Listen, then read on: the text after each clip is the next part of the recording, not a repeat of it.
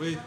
Nous nous sommes rendus aujourd'hui en délégation d'usagers soutenir le mouvement des personnels de l'hôpital d'Ussel, et quelle ne fut pas notre surprise, les organisations syndicales unanimes nous ont empêchés de prendre la parole.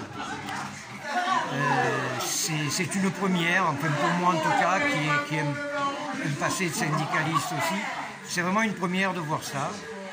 On a fait un rassemblement qui n'a pas servi à grand chose, on fait les mêmes constats depuis 30 ans, où il ne sort aucune perspective d'action susceptible de poser des problèmes aux directions des hôpitaux ou aux ARS.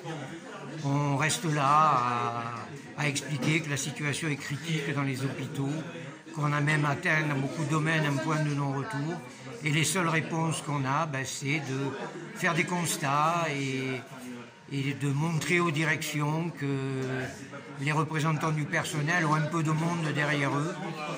Nos diverses interventions à l'hôpital avec les Gilets jaunes avaient permis de surseoir à la fermeture d'un service de médecine que les directions ont ensuite négocié plus ou moins en loose day, puisqu'on nous avait déjà exclus avec à la fois les médecins de l'hôpital et les syndicats, qui prévoyait quand même si elle était moindre qu'au départ, une baisse de l'offre publique de soins, ce qui dans le contexte de l'époque déjà, et on voit les conséquences aujourd'hui, était absolument dramatique.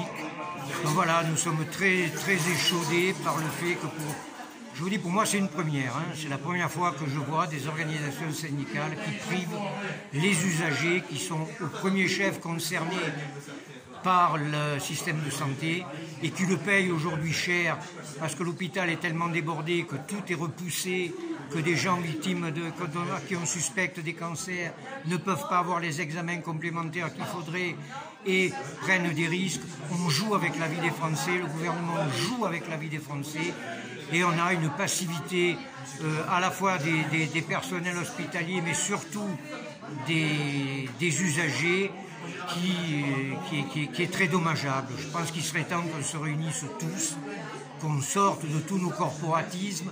L'hôpital, c'est pas que des soignants ou des médecins, c'est des administratifs, c'est des techniques, c'est des médico-techniques.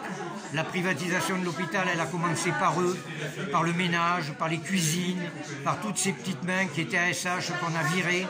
Et aujourd'hui, ça continue, car quoi que dise le gouvernement, il continue à supprimer des postes dans les hôpitaux, ce qui est criminel. Ces gens-là devraient avoir des comptes à rendre à la population sur le mal qu'ils peuvent faire aujourd'hui.